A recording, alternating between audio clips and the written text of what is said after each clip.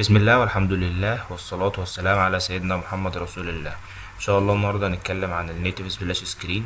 هي اول سكرينه بتظهر قدام اليوزر مجرد ما يفتح الابليكيشن. مهمة جدا، اجباري تكون موجودة عند اي ابليكيشن، ما ينفعش تستغنى عنها. مجرد ما تشيلها، هو عامة متقدرش تشيلها، بس مجرد ما تكونش موجودة عندك في الابليكيشن بتاعك تلقائي بيترفض من على جوجل بلاي او اب ستور. طيب، في فرق بينها وبين السبلاش سكرين اللي انت بتعملها بايدك في فلاتر، اللي انت بتيجي تعمل كلاس وتسميه انت في سبلاش سكرين وبعدين تديله ستيتلس وسكافولد والحاجات دي غلط. وانا هوريك الفرق بين الاتنين. انا عامل الاتنين في ابلكيشن وهوريك ايه اللي بيظهر الاول وبعدين دي بتظهر بعدها. النيتيف هي الاول. النيتيف دي اللي هي خاصة بالبلاتفورم اللي انت شغال عليها، اندرويد او اي او اس. انما السبلاش اللي انت بتكريتها بايدك دي غلط. انت بتعمل حاجة اسمها اوفر رايت. لازم تبقى فاهم الحتتين دول، الكلام لازم يكون مفهوم وواضح بالنسبة لك. دي اول نقطة هنتكلم عن الفرق بين الاتنين. النقطة التانية ان شاء الله ان احنا قلنا ان هي مهمة في اي ابلكيشن ولازم تكون موجودة، فبالتالي هيبقى معانا فايل هو ده اللي هنحطه في اي بروجكت هنبدأ نشتغل عليه. مش هنغيرها، هو فايل واحد هنحطه بيبقى فيه الاندرويد وفيه الاي او اس وفيه الويب. هنغير بس الباس بتاع الصورة بتاعتنا، يعني الموضوع بسيط خالص مفهوش اي حاجة. عندنا الدارك، عندنا اللايت، عندنا كمان هنحل مشكلة اندرويد 12، لان اندرويد 12 دلوقتي ما بيسمحلكش ان انت تتحكم بالظبط في السبلاش سكرين. فهو هيقول لك ايه بقى؟ اديني مقاسات معينة عشان تظهر بالظبط. انما قبل 12 اللي هو 11 وانت نازل كنت بتديله اي مقاس وهو بيظبطها وبيهندلها عشان تظهر مظبوطة. انما في 12 لا، تديله انت مقاس مظبوط. لو اديت له مقاس غلط هيطلع معاك الشغلانة دي كلها ايه على بعضها غلط. يبقى قلنا هما 3 حاجات. هنشوف الفرق بين الاتنين. الحاجة التانية هنسطبها ازاي والفايل واحد هنشتغل عليه. الحاجة التالتة زي ما قلنا هنشرح بس مشكلة اندرويد 12 بسرعة ونحل الحتة بتاعتها. هنشرحها على كانفا او فيجما لان هي ارقام معينة بنشتغل عليها. يلا بينا بقى نشوف الدنيا فيها ايه مع بعض. اول نقطة عندنا اللي كنا بنتكلم عنها ان احنا نشوف الفرق بين النيتيف وبين العادية اللي بنعملها. الابليكيشن اسمه مسلم، هفتحه معاك دلوقتي اوريك بس ايه. دي النيتيف، دي اللي بتظهر في الاول هي النيتيف. بص اللي هتظهر بعدها دي غلط، اللي هي اللون ده عاملة مشكلة كبيرة بقالنا وقت كبير بيعدي علينا، ملهاش اي لازمة خالص، بوظنا الدنيا على الفاضي. ادي اشتغلت معانا بالشكل الوحش ده خالص، ظهرت دي فوق دي بوظت الدنيا. فزي ما انتوا شفتوا كده الموضوع مش احسن حاجة خالص يعني. فتعالى بقى نشوف، نسيب النقطة دي ونروح للنقطة التانية، ازاي نعمل الانستول للباكج وازاي نعمل الفايل بتاعنا. وهوريك ان احنا الفايل هنحطه في اي ابلكيشن وهيشتغل على طول من غير ما نعمل تفاصيل كتير. النقطة رقم 2 بقى اللي هنشتغل عليها دلوقتي وهي ازاي نعمل انستول للباكج. نخش هنا انستولينج على طول واخد ايه كوبي على التيرمينال. خش هنا اهو، انا كريت بروجكت جديد عشان اوريكم بس الموضوع عامل ازاي. وهرنه على اندرويد 11 وهرنه على اندرويد اعلى من 11. انا تقريبا انا عامله اندرويد 14 عشان اوريكم بس الفرق بين الاتنين بيبقى عامل ازاي. بص كده مثلا هيبدأ يعمل انستول للباكج بتاعتنا. وعقبال ما يعمل انستول هقولك تعمل ايه دلوقتي عشان يبقى عندنا فايل خاص بينا في كل ابلكيشن من هنا ورايح يكون موجود ايه ما يتغيرش. تعالى بقى ايه، تيجي واحدة واحدة. سميه سبلاش دوت، بدل ما تعمل دارت او كده سميه يامل. صعبة سهلة جدا. انتر هيفتح معاك. اقفل لي بس دول دلوقتي، اقفل دي دلوقتي، خلاص هي نزلت. هيفتح معاك. تعالى بقى على ايه ريد مي، خد لي كل ده كوبي. ماشي يا باشا، حطه هنا اهو. بسيطة مش صعبة خالص. كل ده انا مش عايزه، كل الكومنت ده الكبير اوي ده انا مش عايزه. انا بعمل معاك الفايل واحدة واحدة. بص يا سيدي، اول نقطة عندنا هي الكولر او الباك جراوند ايمج. واحدة من الاتنين، ايه هي الكولر وايه هي الباك جراوند ايمج. الكولر لون السكرين اللي من ورا عايز يكون لونه ايه. يعني تقريبا لو واحدة هنا من دول رنت هوريك انا قصدي ايه بالكولر. سيبك من دلوقتي مش شغالة مش عارف ليه. الكلر اللي هي اللون اللي من ورا، او بدل ما تكتب اسم اللون لا هتحط سكرينة باللون نفسه. فدي او دي انا بالنسبة لي بستسهل واحط ايه اسم الكلر، اسهل بكتير بدل ما اجيب صورة واحطها وازود مساحة الابليكيشن. ماشي، ان انت ممكن تحط حاجات تانية مع نفسك يعني. مش تعالى بقى امسح ده كله برضه انا مش عايزه. اول نقطة بقى عندنا اللي هي الايه الايمج. بص يا سيدي، بتجيب ايمج عادية خالص، انا اخترت ايمج معينة لسه ما ضفتهاش، هضيفها في الفايل ده.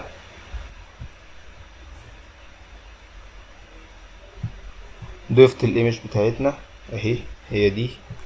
هاخدها زي كده كوبي ريلاتيف باس اهي، كوبي ريلاتيف باس اهو بالظبط هنا اهو في الحتة دي كده اهو.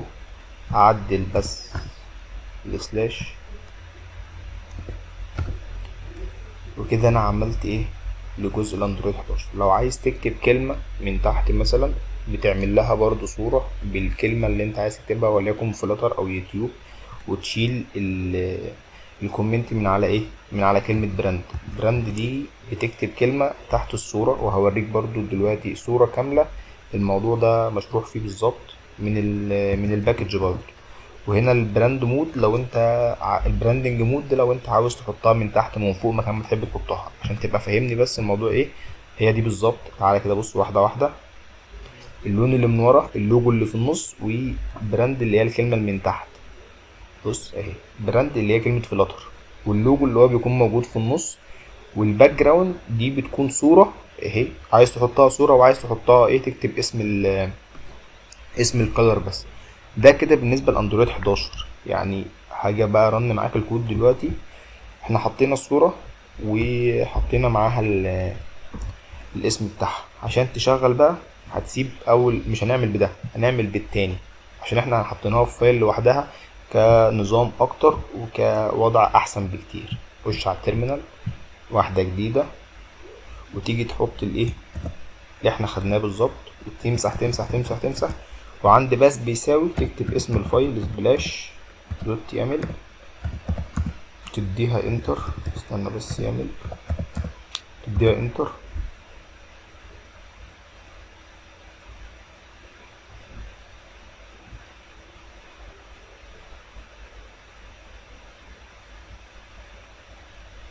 استنى بس ايه شوية، خليني بس اكمل لك برضو في الشرح. انت ممكن تعمل الدارك لو عايز تعمل كل حاجة بالظبط اللي عملناها هناك، بس هتغير ايه الشكل مش اكتر، هتغير اسم الكالر، هتغير الحاجات دي كلها. في نفس الوقت لو انت عاوز تخليها كمان للاندرويد والاي او اس، هنسيب دلوقتي بس ايه مؤقتا بتاعت اندرويد 12 عشان هنجيلها في النقطة التالتة. عايز تخليها اندرويد واي او اس هتشيل هنا بس كده اهو كده اهو كده اهو، وتشيل فولس دي وتخليها ترو. انا بالنسبة لي دي هشيلها خالص بس هخلي دي ترو، لان هي كده كده اصلا ديفولت بتكون موجودة اسمه ايه ده ترو ترو. بس كده اتعملت اي او اس وويب، الدنيا زي الفل. هترن الكومند مرة تانية عشان تشتغل معاك ايه من جديد. بس هيبيلد كل ده، وكل حاجه انت عاوزها هنا بتشيل بس من عنها الكومنت. يعني الفول سكرين ممكن اشيل عنها كومنت واخليها فول سكرين. ده كده الجزء بالنسبه للنقطه رقم 2. تعالى بس اوريك الرن. تعالى بقى نبص على الرن بتاعنا. ده كده اندرويد 11 اشتغلت وزي الفل شكلها جميل. اندرويد 14 هي اصلا ما اشتغلتش اساسا. مش عارف ايه، انجز بس حالك معانا. على فكرة يا جماعة الايميليتور من اسوأ الحاجات اللي ممكن ترن عليها الكود بتاعك. حاول ترن على اي حاجة تانية. بص ما اشتغلتش اصلا عشان ده اندرويد 14. دي بقى النقطة رقم 3 اللي انا بتكلم فيها. انت معاك لحد اندرويد 11 الدنيا شغالة وزي الفل. نخش من بعد ال 11 الدنيا بايظة. زي ما قلت لك المشكله كانت ان انت مش هتقدر مش هتقدر تعمل سبلاش سكرين مظبوطه غير لما تديني مقاسات معينه. عشان نعمل الموضوع ده انت محتاج تقفل كل ده الاول وتخش معايا على كانفا او فيجما. عامه انت بتكتب على اليوتيوب على جوجل فيجما، فيجما، كانفا اللي انت عايزه. انا مسطبه عندي ومظبط الدنيا يعني، فهوريك الموضوع عامل ازاي. انما انت عادي على جوجل على طول تخش وتعمل الكلام ده. على الموبايل عندك خش واعمل الكلام ده. بالنسبه لي انا خش احب اعمل كده اهو. بص تيجي هنا اهو كاستم سايز، اسمع بقى الارقام دي واحفظها واكتبها عندك في اي حته بحيث ان عمرك ما تنساها يعني.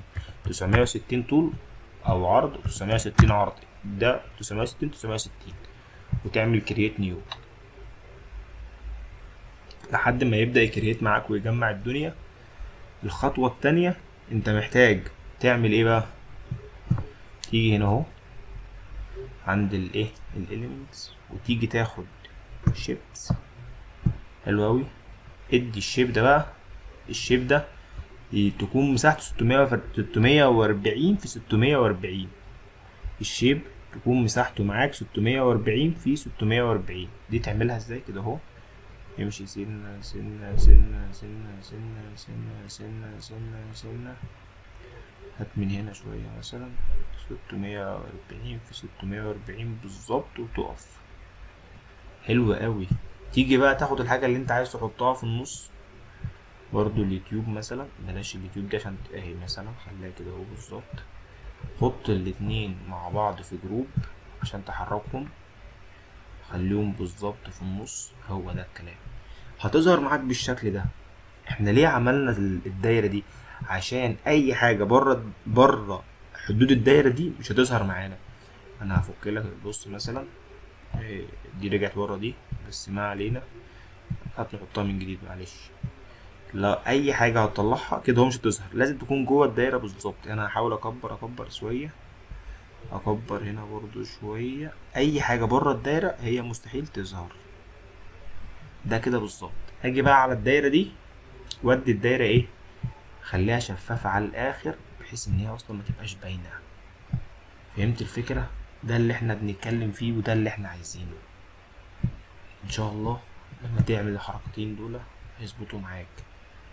تيجي تعمل هنا داونلود، تيجي تدي داونلود، هتنزل معاك وهتضيفها اللي دي اسمها اندرويد 14، وتضيفها لفايلات البروجكت بتاعك. بعد ما ضفت الصورة بتاعتي هاجي برضو عند كلمة اندرويد 12 دي واعمل نفس الموضوع، بس هاجي هنا مثلا كده اهو احط الباس بتاعي اللي انا خدته، الصورة بتاعتي برضو نفس الموضوع. يعني الموضوع مفيهوش حاجة صعبة، المفروض ان انت حد خبرة قديم شوية عشان تخش على موضوع السبلاش ده، فانت اكيد عارف انا بتكلم في ايه.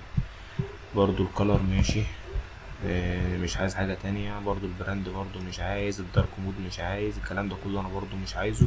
واجي عند التيرمينال واعمل الموضوع ده مرة تانية اهو. انا بدوس بس ايه عشان تبقى فاهم، اول ما بتكتب الامر بتاعك في التيرمينال اول مرة خلاص تكتبه عادي، المرة التانية بتحرك من الاسهم بتاعتك عادي، هيجيب لك اي امر قديم انت عامله قبل كده. بص بحرك السهم فوق وتحت بيظهر اي امر قديم انا عامله.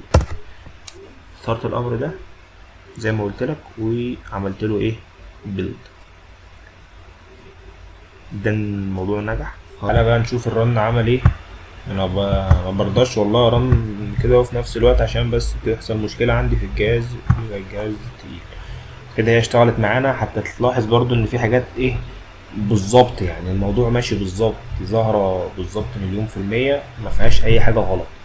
لحد هنا كده خلصت الفيديو بتاعي.